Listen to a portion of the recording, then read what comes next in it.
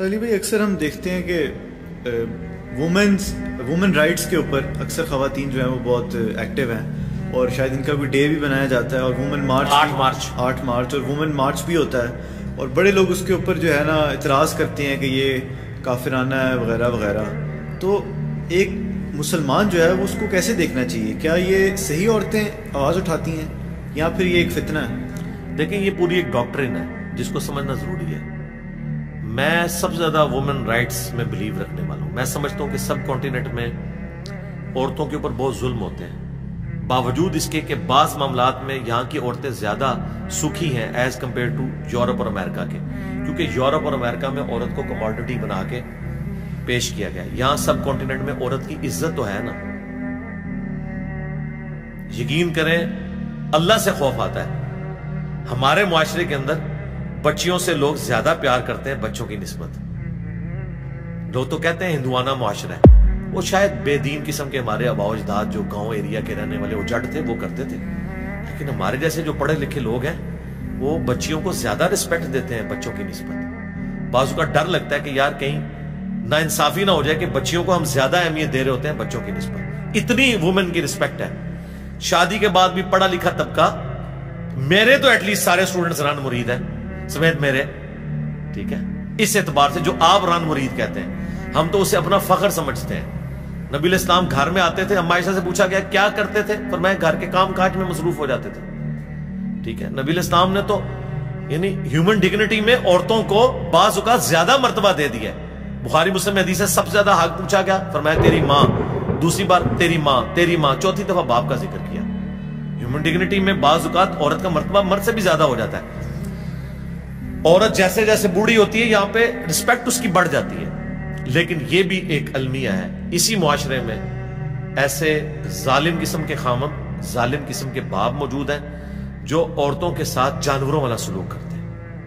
اب ان عورتوں کی شنوائی کہاں پہ ہو رہی ہے؟ کوئی شنوائی نہیں ہوتی. غیرت کے نام پہ قتل ہو جاتی ہے. کسی جوڈیشری میں ان کو حق نہیں دلایا جاتا. جوڈیشری حق دلا بھی دے تب بھی ان کو مار دیا جاتا ہے بعد میں. تو اس طرح کے معاملات بھی چل رہے ہیں. پھر اگر عورت بیوہ ہو جائے جوانی میں اور اس کا کوئی بہن بھائی نہ ہو، اسے عدالت کے چکر لگانے پڑے، وکیل ان کو ڈورے ڈال رہے ہوتے ہیں. یہاں آ کے مجھے یعنی پاکستان لیول کے ایک موٹیویشنل سپیکر ہے، میں ان کا نام نہیں لیتا کیونکہ انہوں نے یہاں پہ دورہ بھی ایک خفیہ کیا تھا.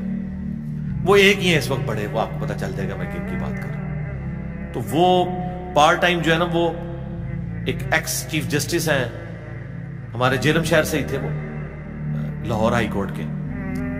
تو ریٹائرمنٹ کے بعد انہوں نے یہ نیکی کا کام سنبھالا ہے کہ جو میاں بیوی کے جھگڑے ہوتے ہیں نا، وہ پھر عدالتوں میں تو ہوتے ہی نہیں سیٹل. وہ جان بوجھ کے وہ جب وکیل وکالت نامہ بھرواتے ہیں نا اور شکایت نامہ، اس میں وہ 4-5 چیزیں ویسے ہی ڈال دیتے ہیں کہ نشہ کرتا ہے، مارتا تھا.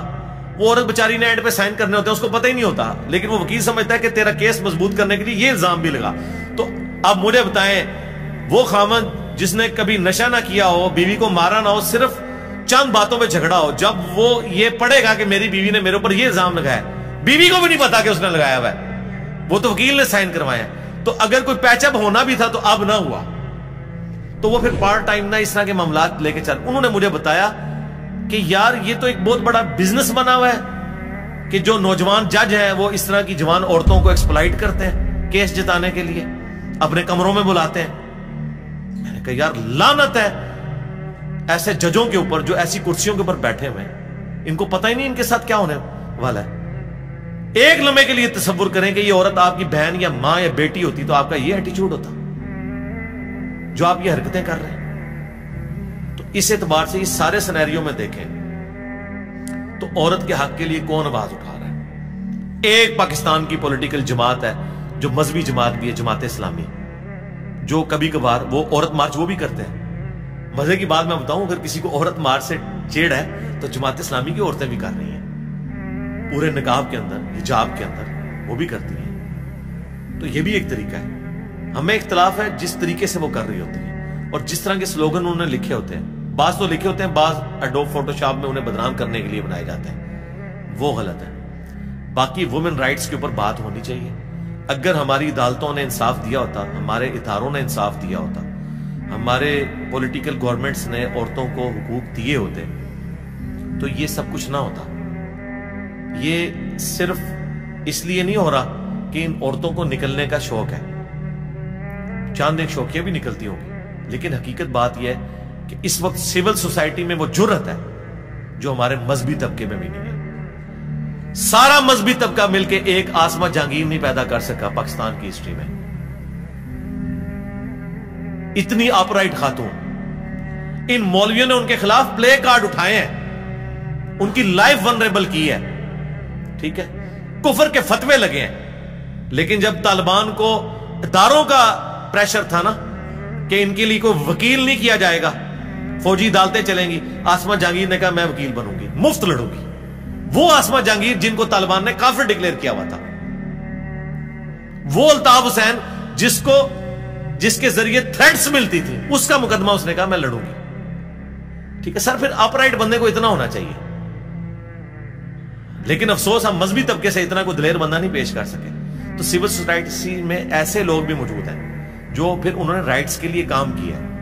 آج تک کسی مولوی نے دیکھا ہے کہ بھٹے پہ جو خاتون کام کر رہی ہے، نسل در نسل وہ مقروض ہے، اس کے حقوق کے لیے کون آواز اٹھائے گا؟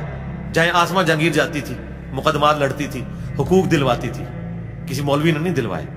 تو دیکھیں اللہ نے ڈیوٹیاں لگائی ہوئی ہیں نا. آپ ہر ایسپیکٹ سے دیکھا کریں کہ یہ بات کیا ہو رہی ہے. آج بلوچستان کے اندر ہمارے ریاستی اداروں کی کمزوریوں کی وجہ سے، میں نہیں کہتا مکمل طور پہ وہ بھی غلط ہے، ظاہر ہے کہ وہاں پہ نان اسٹیٹ ایکٹر موجود ہیں، لیکن بعض اوقات ان سے بھی زیادتی ہو جاتی ہے. ٹھیک ہے، عام بلوچ جو اسٹوڈنٹس ہیں ان کو بھی جو ہے وہ دھر لیا جاتا ہے، بعض اوقات انکوائری کے بعد چھوڑ بھی دیتے ہیں، لیکن ان کی تو آپ لائف ونریبل کر دیتے ہیں نا. اس حوالے سے دھبا تو لگ جاتا ہے. ان کے حقوق کے لیے ایک عورت آواز اٹھا رہی ہے، ایمان مزاری. کسی مرد میں تو جرأت نہیں ہوئی ہے. تو پھر یہ بھی چیزیں دیکھنے کی ضرورت ہے کہ یہ کیا ہو رہا ہے. ٹھیک ہے.